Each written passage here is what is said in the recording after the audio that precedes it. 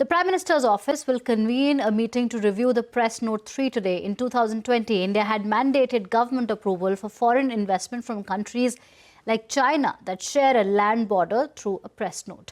Now, Timsy Jaipuriya joins us now with the details. Timsy, what can we expect? Well, as we speak, the meeting is underway. Prime Minister's office had called a meeting to review the Press Note 3 today. Meeting was to be headed by Principal Secretary to PMO, that is Shaktikanta Das, along with key stakeholding ministries represented such as DPIIT, DEA, MEA, etc. And just to give a backdrop to this meeting, India has been considering reviewing Press Note 3 in the backdrop of escalating trade tensions with the US.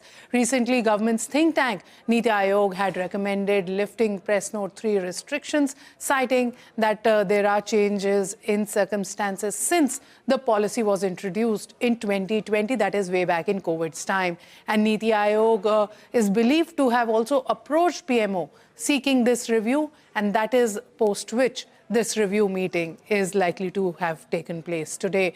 Press Note 3, just to give a backdrop, is a 2020 policy amendment that requires prior government approvals for all foreign direct investments from countries that share a land border with India. It mandated that any investment from these countries where India shares a land border with, where beneficial ownership of the investment is based in such countries, could only come through the government approval route.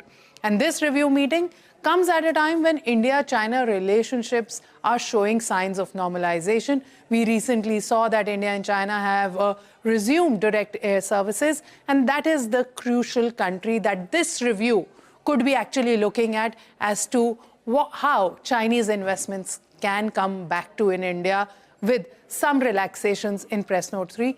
That is what the review meeting is focusing on. As we speak, as I said, the review meeting is on. It can conclude any moment.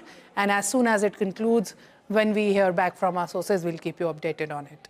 Right. Thank you, Timsy, for keeping a track on these developments. With that, it's a wrap on this edition of Business 360. News and updates continue right here. Thank you for watching.